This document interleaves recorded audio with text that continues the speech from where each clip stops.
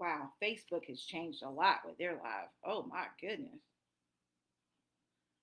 Okay, it says I'm live on Facebook. So this is going to be interesting. So anyway, um, here for Aaron. Aaron. Before I get started, Aaron was unable to join us tonight, so she'll probably do it another time. But right now, she's not joining us. I did have a post up. Hers was going to be postponed. You're more than welcome to stay. If not, then I'll definitely let everyone know when she's ready to actually come on and speak. But she had something come up, so she wasn't able to come on tonight. But I am here tonight, you guys. I am here to share my journey at Our Scars Speak. And for this platform was because last year there were so many people who I did like interviews and things with. And when I did these interviews, they wanted to know, well, how is your journey from hearing that you have breast cancer? And it was like, I know they were short with time, but I'm like, breast cancer doesn't define us. And we have a life before breast cancer. We have a life during breast cancer. And then we also have a life that I say that's not necessarily after breast cancer, because there's no after for the standpoint of being completely free of having to think of this wonderful disease, which is not wonderful, but it's not, you're never really free of it, because if you're going to continue to go to the doctors, if that's the route you decide to take, then you're always going to have it somewhere in your mind, especially if you start having lumps or itching or anything of that nature, something that reminds you of what you've just gone through. So, with that being said, before I start, I want to let you all know that we are not here. This platform is not to give medical or mental health or any type of professional advice. If you hear something you think you might need to grab onto it, you're using it as your own discretion. We're not being held liable for anything of that nature. And I just want to put it out there, because different people who come on, you hear different stories, and you might be like, oh, wow, I never thought of that. And that's fine, but we are not coming, we're just coming, sharing our story. So maybe it'll help someone else. So, to give you a little history about myself, actually prior to breast cancer, right before breast cancer, let's start there. Life was really, it was going great. If you see, because Facebook is down there.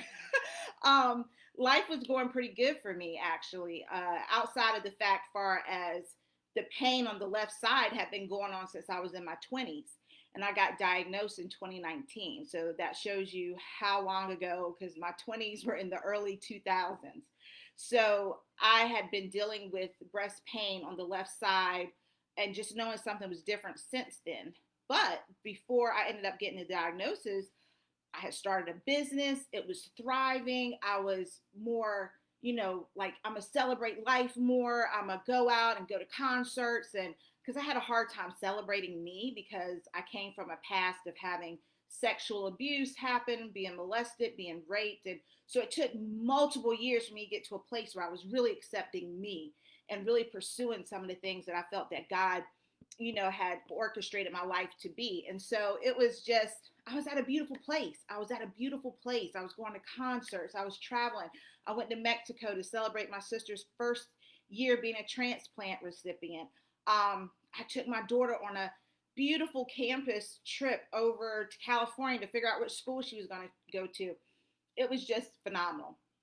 And then the pain continued to get worse and worse. And in 2015, I was denied an ultrasound, and I did not have the proper information to even know what was going on. I just know that the doctor put in the order for a mammogram, and he put in the order for an ultrasound, but the radiologist was like, you don't need an ultrasound. You're fine with the mammogram. If you're still hurting, come back in a week. And I did, and they still denied me of this ultrasound. Now, mind you, I had no idea what the report said, because, we all get a little card, right, in the mail that says mammogram is normal, may have some dense tissue. And I'm sure some of you ladies, maybe even some men, can relate to that if you ever had to go through this, because some men get breast cancer too. And so that card said that I was fine. A little bit of dense tissue. Well, in 2015, in 2019, I pulled the actual records from the doctor. Instead of the card, sometimes you got to go a little bit further, but I had trusted the card that we got in the mail. And in 2019, I actually pulled the record. And in the record, he had written, to save himself, that there were calcifications and that an ultrasound might need to be performed. However, he had the order but denied me. So that was very heartbreaking, because it was like, you've seen this, yet you denied me of even receiving my ultrasound that you actually had, but you said that I might need one because of the dense tissue and because of the calcifications. And he even specified that it could be something lying in between the dense tissue. So in 2019, the radiologist compared the two from 2015, 2019, and she said the calcifications did look very similar, the same pattern. And the pattern that I had looked like it may or may not be breast cancer. Nevertheless, I ended up from there having multiple mammograms, multiple ultrasounds, and even biopsies, and they were benign. All of them came back, it was clear. And so the radiologist was like, well, everything's clear, but there's two areas that we couldn't really get to. And so we're going to watch them. I was like, no, we're not going to. I was like, no, I don't want to just watch them. Like, I've been watching this for the last almost 20 years. And she's like, well, you don't want us to keep on cutting on you, do you? And I was like, yeah. Have you ever been through this? And I looked at her and I was like, have you ever been through this? And she was like, no, but you got such a long road ahead of you. Well, then that's even more the reason why, right? So I ended up going to my breast surgeon, and she stated, well, we can come back in 6 months. And I told her the same thing. We're not doing that. You're going to bring me back in 3 months maybe, but not 6. And she said, okay, what about 2? And I said, all right. So I came back in 2 months, and in 2 months, these areas had grown. And so at that time, they knew that they needed to do extra work, another biopsy to get those areas out, right? Or get a sample of tissue. So I ended up, they did biopsies, and she explained everything to me that she could on the, because they had like a microscope right there, and she showed me the calcifications and everything. And so I ended up getting a call. I'll never forget, December 6, 2019, that Ms. Miner, you do have breast cancer. And it was called DCIS, stage 0, ERPR positive, grade 3. So it's ductal carcinoma in situ. All I heard was carcinoma. And I was like, you're telling me I have cancer? And she was like, yes, but you're telling me I have cancer? Yes, but this is what she says to me. It's the best one you could have. What? None of it's good, right? And given the fact that I was a grade 3, that put me even in a higher bracket far as a recurrence, right? So with having if you have DCIS, and maybe I think stage 1 and stage 2, there's trials that you can go through where they actually watch the cancer and see whether or not it'll grow.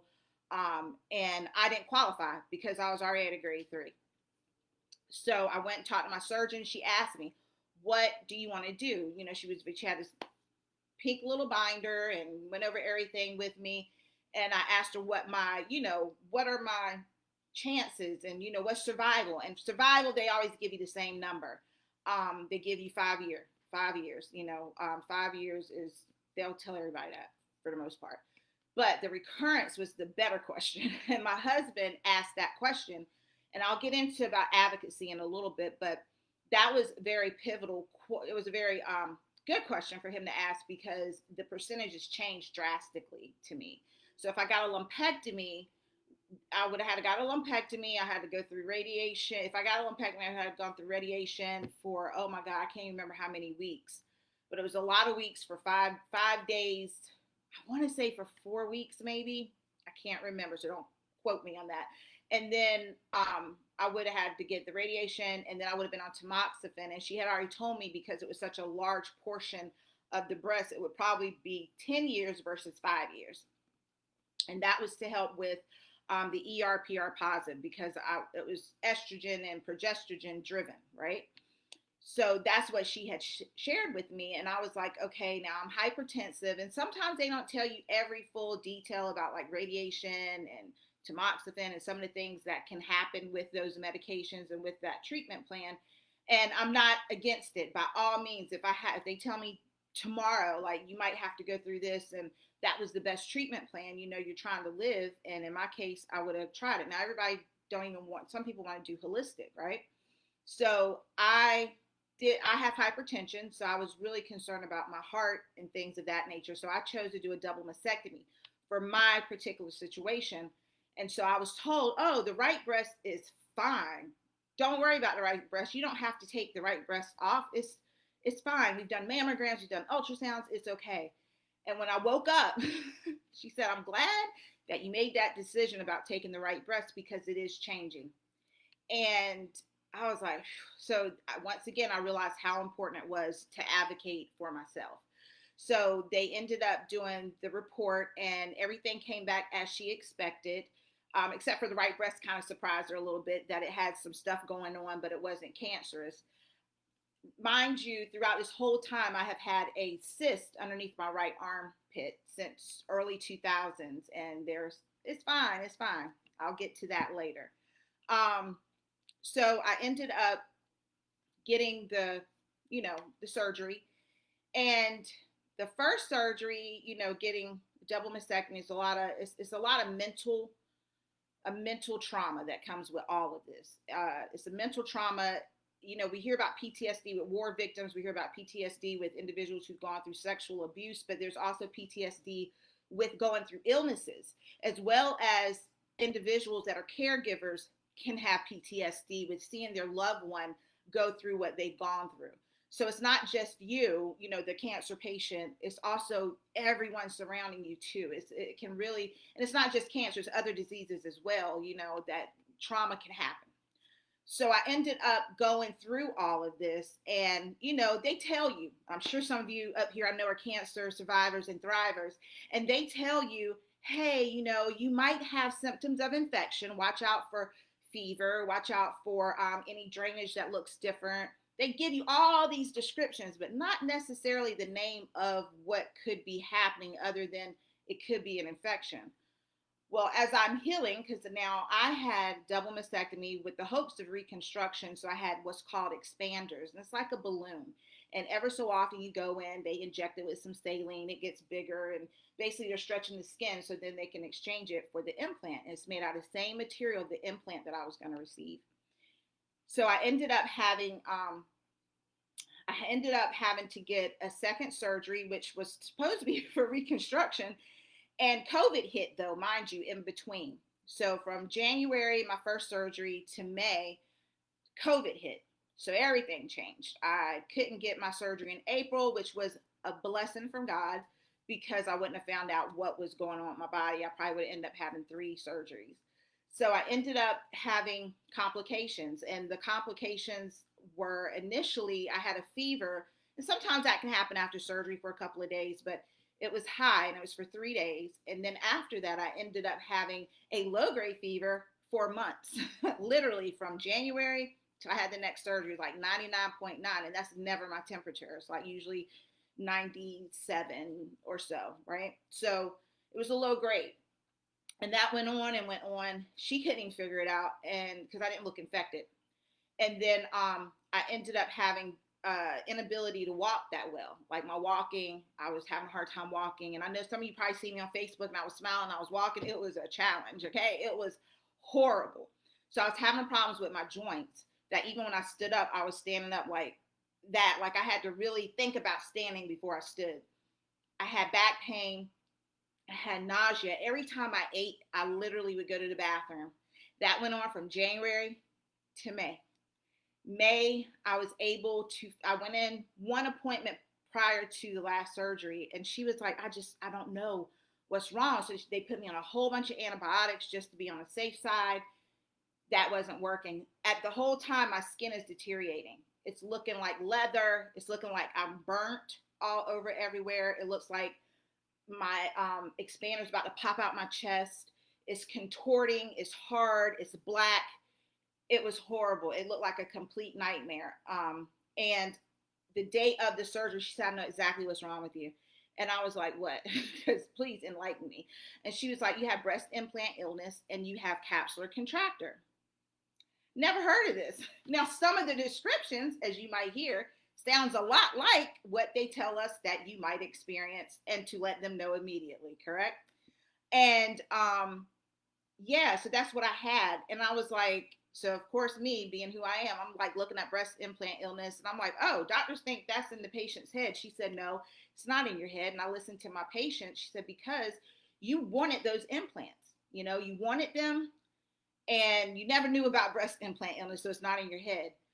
And then the capsular contractor, basically the implant illness is when they put implant material in your body.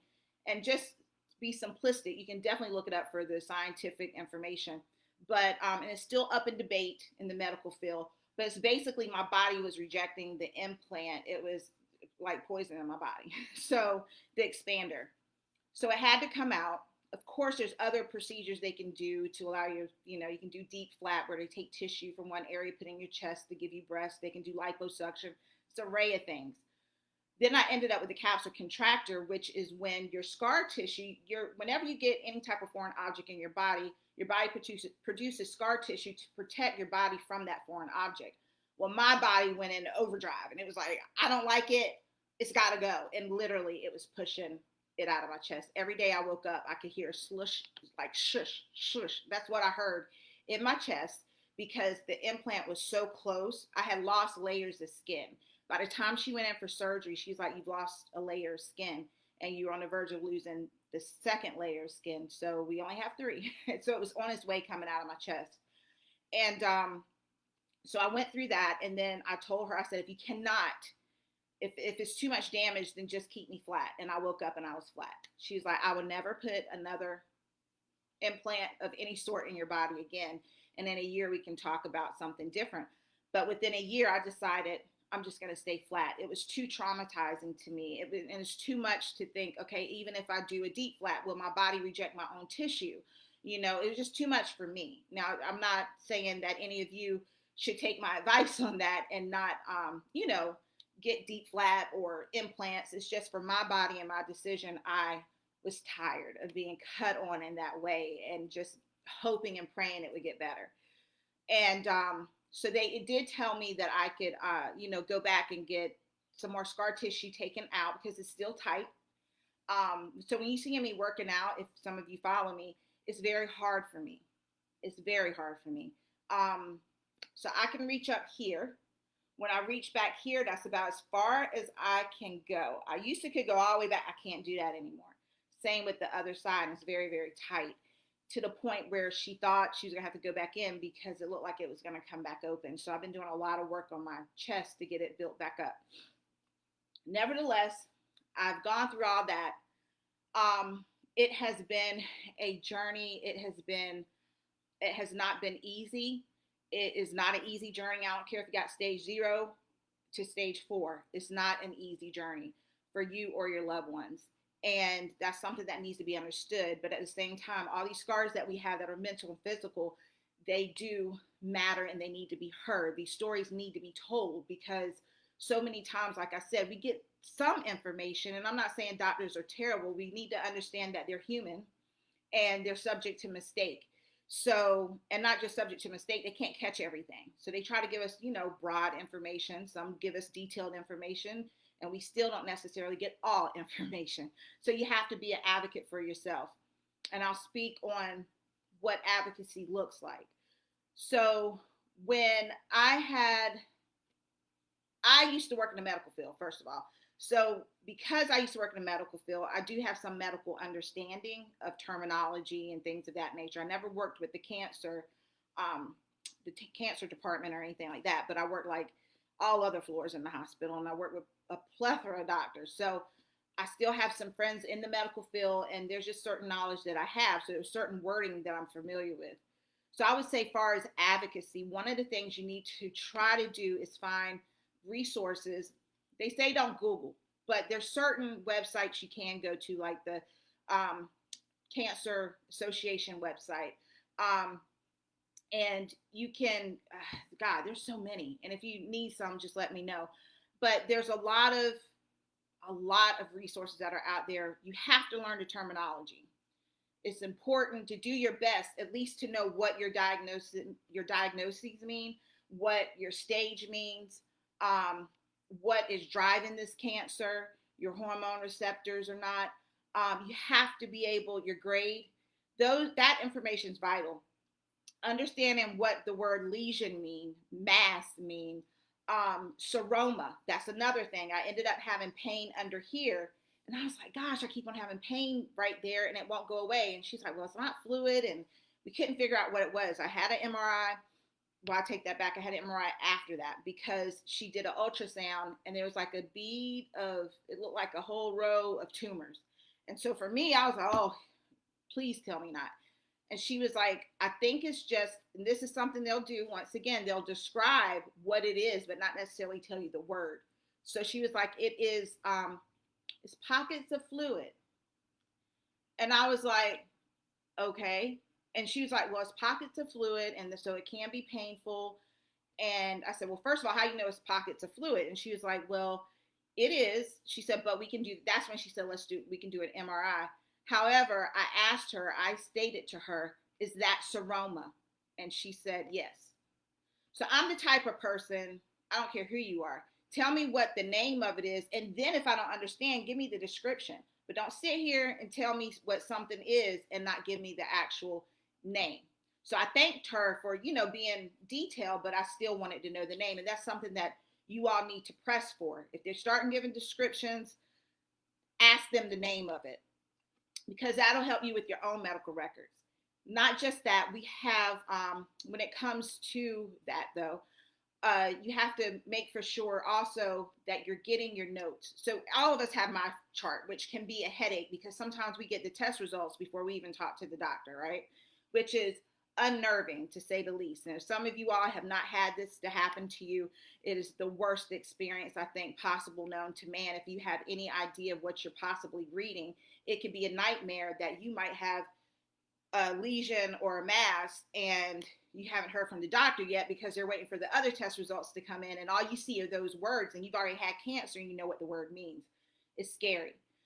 But I have found in my chart, a lot of my chart does not have the doctor's notes. You may see that the doctor has typed in, or you may see your vitals, you may see your immunization, but some of the doctors have not typed in their full note from your appointment. You might have your ultrasound, your x-rays, your MRIs, all that might be in there. But sometimes the actual detailed notes of our appointments are not in those portals. So what you have to do, some of the portals have another extension that you can drag the note into your portal. Some of them do not. So I would suggest to all of you, go to medical records, pull everything. Pull your notes, pull your imaging, even if you have to get the films, well, I think now it's on jump drives, but get everything.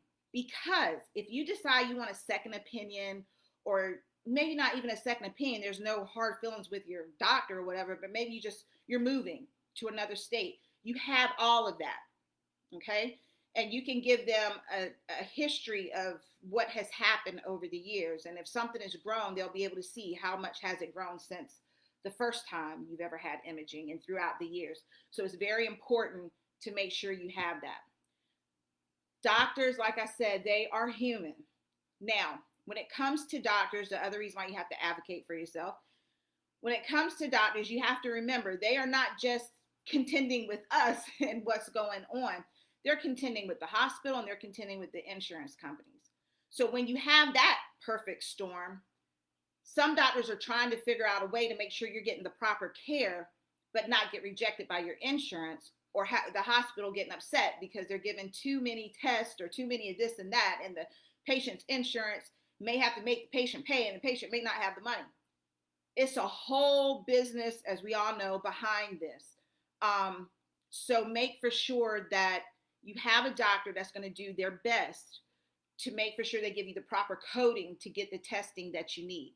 With some of the insurance, you may have to do an ultrasound before you do a biopsy, or it can just be so many things in between that you may have to do in order for the insurance to cover. So you're thinking in your head, why don't they just give me this daggone biopsy when they see that there's a lesion or a mass? Well, they might can't per se, because unless you're going to come out of pocket. It's very, so then you have doctors who try to, like work the codes. But that's time.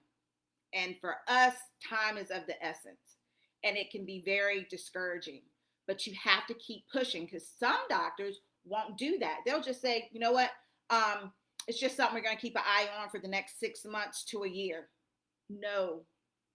If you got something growing in you, you probably need to get it taken out or biopsied or something.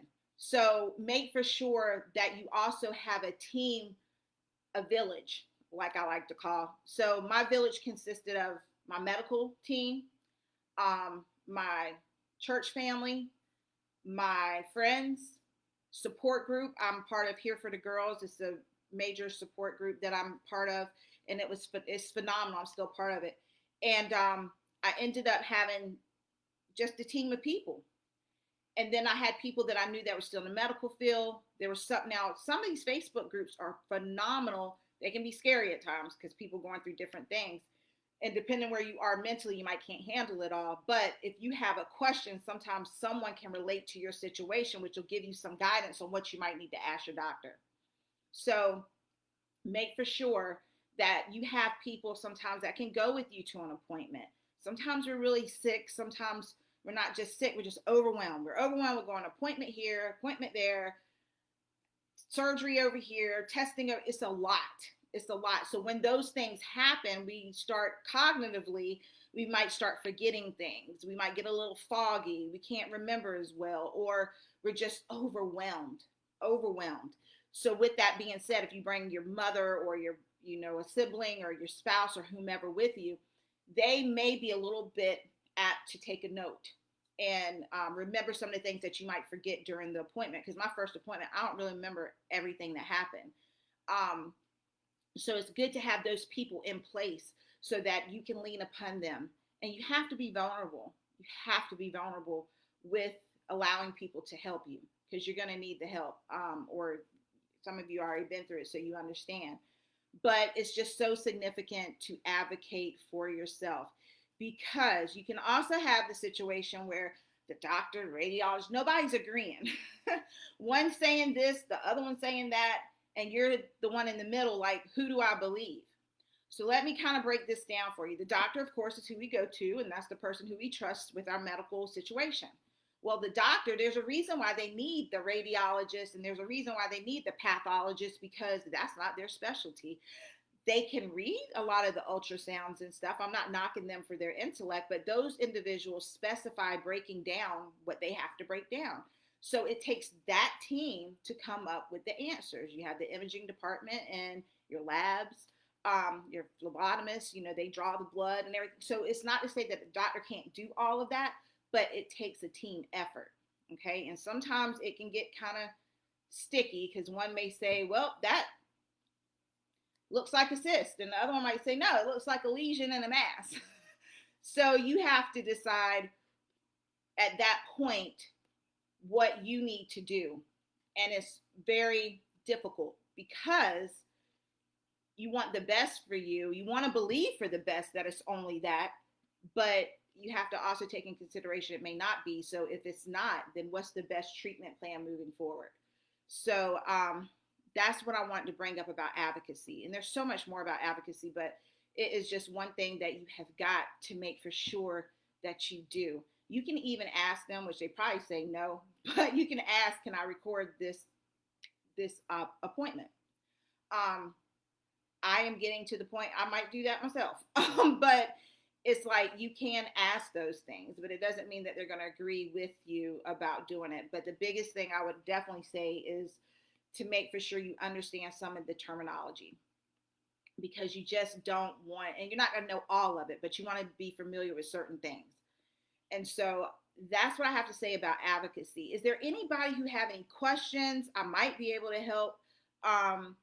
And I just want to make for sure, if you have questions, that you can put them down there at the bottom. I don't think anyone has had any. Shirley, are you still here? I think she's here. I think that's her. Yep. Hold on just a second. Let me get Shirley in here.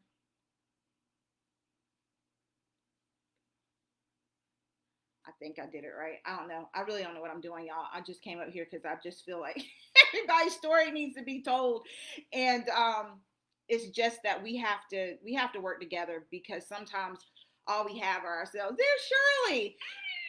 Hey, Shirley is one of my good friends I met about a year ago almost.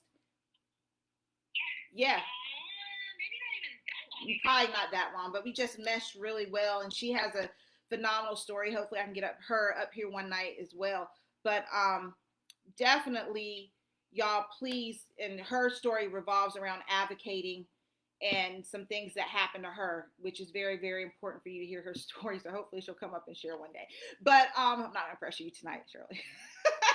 But yeah, so we just want to make sure this platform is like a laid back platform where you can come up here and you can share your story. Because when I was in New York, and so breast cancer, a couple of things that have happened, because it is not you don't want it, but I must say that one of the things that definitely happened was I have gained a new family, guys.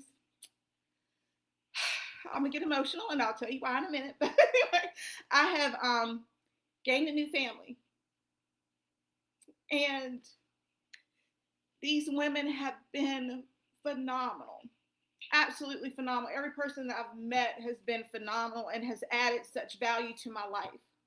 Because when you go through these situations in your life, a lot of times you feel alone. And I wrote about feeling numb the other day, and it was like, you're not angry. You may not even be scared. It's just like you feel kind of numb. Like, I'm trying everything that I can, and it's just like I'm numb. And then if you have a bump, or you have an itch, or you have something pop up, a growth, you think automatically, oh my God, did the cancer come back?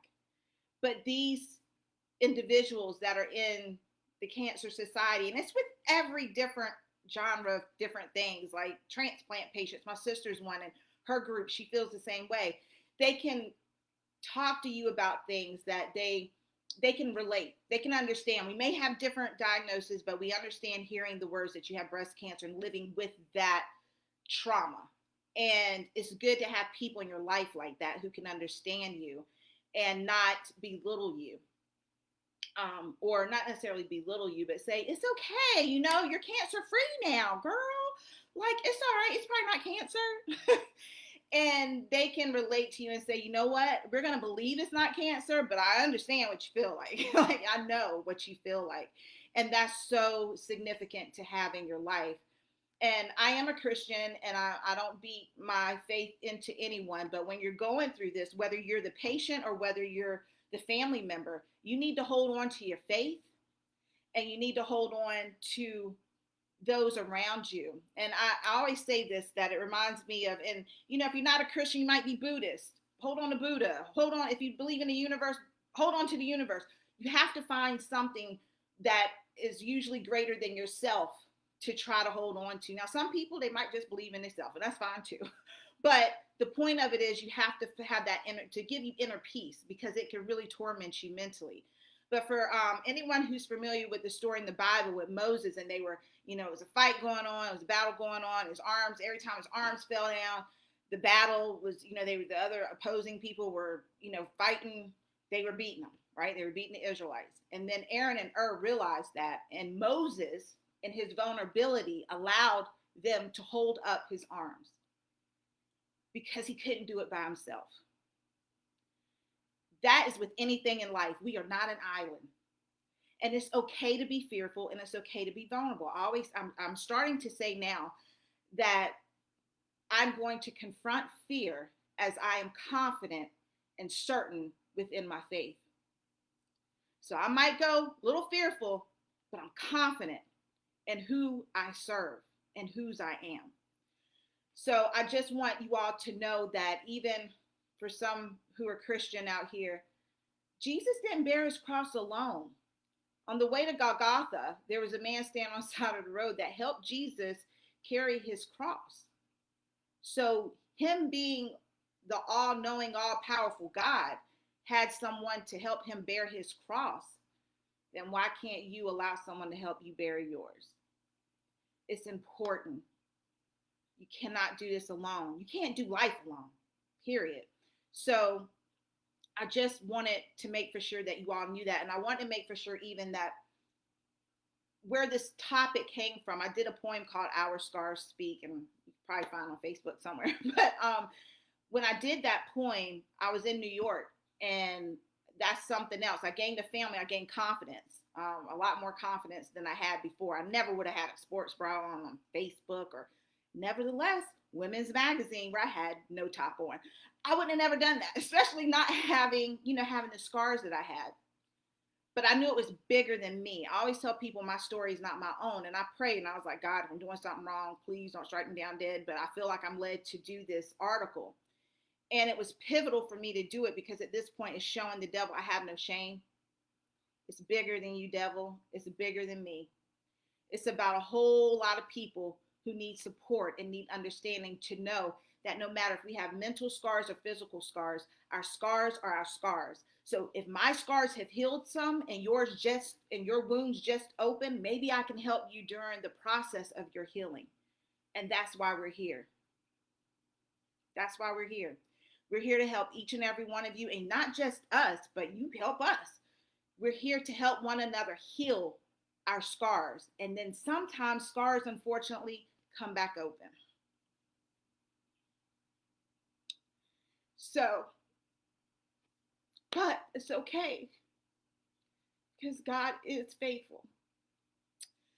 And with that being said, the reason why I say advocate so much for yourself is because remember the cyst I told you about, right? So I had the ultrasound, which I have talked about, and the radiologist has informed me that it's not a cyst.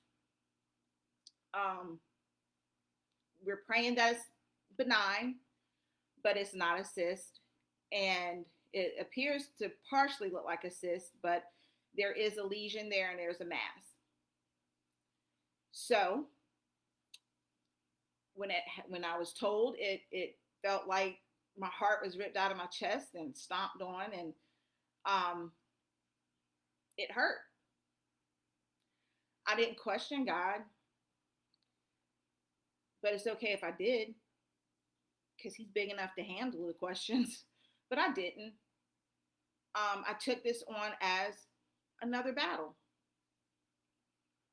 I called certain individuals in my life that are close to me, and I share with them, and I told them that I just needed prayer, and they have comforted me as well as my Father in heaven has comforted me. I have cried. I cried probably 24 hours off and on the day that I found out. The next day I felt numb. So that numbing was me that I was talking about. And now I have my moments. Today I even have my moments. I have my moments. I went to the gym and I had a moment in the car going to the gym. But one thing for sure, for myself, I can't give up. Long as God got breath in my body, I gotta keep going. I might have moments of tears, even anger, but I'm gonna keep pushing. And I'm gonna ask my village of people to support me in that push. So this is very near and dear to my heart, and that's why I wanted to make for sure that tonight we got up here and we shared. Even though Erin is unable, and Erin is very transparent. She's been transparent, but Erin has at one point, she was in remission, and she just found out she's now stage 4, and she's 30, I think 36 or so years old. And so we're keeping her in prayer. We're keeping her lifted up, every week, every day if we have to, whatever the case may be. So, so that's why we're here. Because we know that it's not just about us. It's about bringing awareness, but also about bringing support and lifting each other up. So, was there any questions, Shirley? I don't think so. Yeah, one person, let me swing back up here. Swing Rope Swing asked if you would talk about going flat. She just had a double mastectomy without reconstruction 2 weeks ago. Okay, well, actually, if you want to share something too, you can. And that was on Instagram. And over on Facebook, you have Miss McFarlane that said it's amazing to her that your stories are so similar. And that you then had her in tears right along with you. Oh, yeah. It's been a rough week for sure. But as far as going flat, wow. honestly, for some people it's difficult because it's like they like, and I did have like a moment of mourning. I did, but not real long, because in my head it was like, I gotta do what I gotta do to survive. So that's kind of what, that's the mode I kind of go into, which sometimes is good and sometimes it's not, because it might catch up with you that you need to address some feelings later. But the point of it is that going flat to me has been more liberating in the fact that I know that I'm trying to fight the best fight that I can fight for myself. Now, with going flat can be sometimes some complications with lymphedema. You can have some swelling. You can have seroma with any surgery, honestly, but you can have lymphedema issues with any of this stuff. You can, especially if you've had your lymph nodes taken out, or some of your lymph nodes taken out, which I've had 5 on one side and then 2 on the other. So that can be very, you know, that can be an issue with the lymphedema. Far as anything, Shirley, you have anything you want to say about going flat? I know that some women didn't get the surgery they wanted. That's one thing I need to bring up. When you go flat, there's this thing called aesthetic flat closure. I didn't have that. I'm flat in the front, but if you notice in my picture from Women's Health, I have these things. I hate the name of them because they call them dog ears, but it's like extra tissue they leave behind in case you want reconstruction or they just don't want to get your chest too tight. Whatever. Doctors have various reasons why they leave it. There is aesthetic flat closure where you can be completely flat chested and none of the dog ears on the side. I didn't have that, but I'm primarily pretty flat in the front. I can go back and get the dog ears taken off, but it wasn't my surgeon's fault. It was just the fact that I told her, pick one for me. And she didn't even want to go into surgery with that answer because it was very vague. So when I came out, that's what she did in case I wanted reconstruction of some sort. Again, she could kind of pull from that tissue on the side. So some women go in, they show the doctor, I want to be aesthetic flat closure. And you can DM me and I can show you some pictures of what that looked like in case you didn't get it. And they come out, they show the doctor the pictures and everything. Oh yeah, I can do that. And they come back and they're not aesthetically flat. They have a lot of loose skin in the front, a lot of loose skin on the sides, and they're very disappointed in their procedure that the doctor gave them. Shirley, you may want to elaborate. If you want to, you can. I don't know exactly what else she may want to know about being flat. Yeah, I would just say if you want to specify if there was like any questions that you had, but I would definitely make sure that your surgeon is aware of what you want, and advocate for yourself on that because. Oh, she did have it. I think she did. Is that her? Oh, yeah, that's okay. Her. Okay, so she did have it. Yeah, I would just make sure and check those. Check with your surgeon to make sure that they know what aesthetic flat closure is, what you're fully expecting, so you don't get flat denied. Right. So I think she did say she had AFC, so that's good. But yeah, I will say Elizabeth's up here. Elizabeth is a person who's in here for the girls, and when I went flat, so this is something good. So when I went flat, I don't know if Elizabeth is talking about it or not, but when I went flat, I was like, gosh, I was having a difficult time as far as being intimate. And this is not something that a lot of people talk about, but I was like, because in my life with my husband, that's a big factor is my breast. So it was like I was having a very difficult time. I think he was, but he didn't want to say it because he didn't want to make me feel bad. But it was very hard, like getting back, becoming intimate again. And I remember reaching out to Elizabeth, and she gave me some of the best advice just in general, not just about intimacy, but just learning my body. She's like, just have him to caress your chest, like get to know your new body again, you and him. And that was the best advice I think that I had, because that was the primary area where I was struggling in. Was I had the confidence. I didn't care who knew I was flat, and I chose not to wear prosthetics right out the gate because I was like, I had confidence issues and self-image issues before. So I was like, you know what? No, this is who I am. I gotta start loving me. Now that's not everybody's story. Some people it's very, very hard. They never stop wearing prosthetics or whatever, and that's fine. But for me, I was like, I gotta just be okay with me. And because for so many years I wasn't. even with breast. So I was like, if I don't get this under control, it could get worse. It could get worse as far as mentally. And then the intimacy part. And when she told me that, I'm like, wow, that's such a good thing that she told me to be intimate with myself and with him. And because you do have a new body now, right? And some of us don't like looking at it because it is hard. It can be very difficult to look at as a reminder of what we've gone through and where we're at now. I think someone said the grief. Yes, grief does come along with it because we always say double mastectomy, but let's be real, it's an amputation. And I'm not trying to be mean or graphic, but it's an amputation. It's like when people get their arms, have to get their arms amputated, they're let the breast, same thing. It's part of your anatomy is being taken away, and it's a grief that comes with it. And some organizations, some places, some women, they cast their breasts before they have their double mastectomy or before they get one mastectomy. Sometimes even before lumpectomy, because some lumpectomies can change the breast, and some women don't necessarily can keep their nipples. So yes, there's a grieving process. You're losing a part of you. You're losing a part of you. And I remember the night before my double mastectomy, my grandchildren were here, and I remember having my grand, and it was such perfect timing. He was a little baby. He was like a year. I call it baby. So he was, and I put him on my chest, and it was just such a reminder of like how our breasts are so significant with nourishing our children. And it was just like, it's been a good run, but I held on to him on my chest for a while that night. And it was just such a beautiful moment to remember the significance of our breast. I guess it was, maybe some of y'all can relate, but that was just my thing. And it helped me. It helped me a lot. But yeah, oh, I don't even think I finished about the scars thing, but I ended up, I'm going backwards. Sorry, but I remembered I didn't tell the whole story. um, which brings me back to the scarring.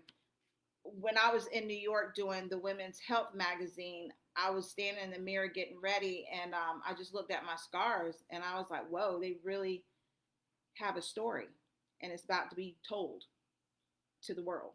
So it's like, that's what we're here for, right? Is these are our scars, and we want to share them with everybody. What? I can't read that was fast. A question, Greer Westover Uh-huh. asked what the difference between a lesion and a tumor was. Okay, so I'm not gonna get into this. there is a difference. They all some I don't want to get into that. I will send you information on it because I don't want to mess it up. But there is a difference.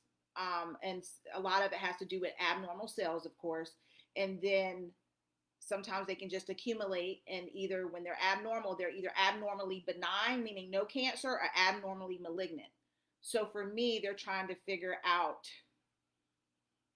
which one it is. So I've been told it was a cyst forever. There is a part that looks like a cyst. There's a little area that has some fluid, so it may be a cyst, a lesion, and a mass, all kind of together. So yeah, so on the report it said those three specific things. So now it's just trying to figure out, because the radiologist is like, it's not. Don't let nobody tell you this is just a cyst. So that's why I said, like, sometimes you can have your medical professionals kind of go back and forth, and then it's like, okay, but what's the next step? Like, what are we gonna do right now? Euphoric feeling. Yeah. Elizabeth was saying that it can be even. Wait, my advice is that when the breasts are gone, it can become more of a euphoric feeling, still being touched on the breast area. That is true, Elizabeth. Because I know for myself, it's kind of weird. Like, I think a lot of us sometimes have I don't know about you, Shirley, but like the numbness, like you can't feel in certain areas. I kind of call it like when you go to the dentist and you have to get your mouth numbed. Like, it's there, but but it's easily to bite it, and then you're like, oh, my tongue is like one night I didn't know I got bit by something, and I did this, and I felt like a little bump, and I'm like, what the heck is that? And I had gotten bit by something, but I never knew it bit me. So we have to be very careful in that area. But somehow or another, some of my nerves, in my chest. This is so weird. It still kind of feel like I have nipples. And so you have this thing called phantom pain where it feels like you got a lot of pain going on. You know, you might, I don't know, I don't have that much necessarily phantom anymore, but I know I do have that type of sensation, which is kind of weird. And I had asked my breast surgeon, she's like, just seems like some of this stuff has started firing. Some of your nerves kind of start firing back. And she was like, wow, that's interesting, because she had never heard anyone say that. But yeah, it does feel like sometimes I have like an aroused nipple and it's like there's nothing there. So I don't know what that's about, but I guess it's like certain nerve endings reconnecting. Um, is there anything else? What did Jackie say? It's a whole new body. Yeah, it is. It's really a whole new body. Intimacy, everything changes. And then on top of it, if you are an individual who had to get their like if you had BRCA1 or BRCA2, then you may have to get a hysterectomy, and some which could consist of your ovaries being taken out. So then you have that to contend with on top of your losing your breast. So, and some women do that, some women don't. For me, I had a hysterectomy prior to, because they thought I had another cancer at the time. But I didn't, but I went ahead and got it taken out because I was bleeding a lot and it was uncontrollable. But it was like 10,000 steps before they would even give me the surgery because of insurance. And then, but I kept my ovaries, which is still a very great big concern considering my cancer was estrogen and progesterone driven. But that's a whole nother story I'm fighting. So, did you have anything you want to say, Shirley? Any tips? Did anybody have any other questions or concerns or anything you want to share with us? Stacy over on Facebook said this info is so important. Oh, hey, Stacy. Nice to see you. And Christy and Phyllis. Wow. Yeah, see, I'm horrible with keeping up with both platforms. I'm trying. But yeah, well, if that's it and you don't have anything to add, Shirley? Sure. I think you did a really good job of covering it all. Well, I get to talk and we're going to be here for hours. yeah, we do, guys. Like, y'all don't want to come in our discussions because we're like trying to save the whole world. It's just like, and we'll probably try to bring y'all with us. So, yeah. So if that's it, then basically, I plan next month. We'll pop back up. Like I stated, it's gonna be once a month for now. It may sometimes be twice a month, but the biggest thing is I can't give always the exact date. I try to shoot for this. I think it's the third Thursday, right? The third Thursday at 7. However, some of the women and hopefully some men will come on sometimes, and caregivers. If you're a caregiver, you're more than welcome to hit me up and share your story, and maybe you can come on as well. Medical professionals, my doctor's supposed to come on. I got to talk to her about that. And then hopefully I can get a tattoo artist that I know up here and some other people. Just people who are either like caregivers, patients, former patients. What else did I say that other time? Oh, organizations, different organizations that are out there, and they want to share their information about what they're doing, and it may not just be about breast cancer. For instance, there's this one lady who she's a brewer actually. She helped. She does different projects with breast cancer patients and stuff, and she does beer or apple cider or whatever, and she sell and give a percentage to an organization for breast cancer. So even things like that we want to get up here because there's a reason behind the medical professionals going into this profession. We want to hear their why and leave us with some tips. And then also with individuals like tattoo artist Amy Black is phenomenal, and she's very much a supporter within the breast cancer community. And then also she does the 3D tattooing, and people like that we want to hear, because what got you to this point? Why are you helping this particular population of people? What is your why? And what can you teach us, and what can you tell us, or how can you support us? So we definitely want to make for sure we hear not just the patient's voice, but other people that are trying to help the patients and support us. So that's what we're here for. So yeah, it will be hopefully every third Thursday at 7 p.m. and I'll put the flyers and stuff out. But there again, if it is someone who is going through breast cancer, they're surviving and thriving, and they may have an appointment because sometimes scans are done at night and they may have something to come up. Something may come up that they weren't expecting and they may not want to talk right now. There's so many reasons why someone may not want to come on or they may have to postpone. So, and it's nothing against them, or we may have to switch the date, and it's nothing wrong with that because I'm going to work with whomever wants to come up here and share their story. And we're going to try to always keep it within at least an hour. So, um, but yeah, so that's what we're trying to do. We're not trying, we're actually doing it. So, yeah, but thank you all so much for coming up here tonight. It'll be on Facebook, IG Live, and then I will try to upload all this stuff onto the YouTube channel. And the YouTube channel is at Our Scars Speak. So feel free to go there and subscribe. We would love to see you there too. All right. Well, if that's it, you don't have anything. Oh, wait, is that a question? What is that? Hold up. Oh, thank you so much. Oh, okay. It's like I thought it was a question. All right. Well, ladies and gentlemen, if there's any men out there, and also men can come on too because they get breast cancer just as well as women. So, all right. Well, if that's it, then thank you for joining us, and we'll see you again next month. Bye.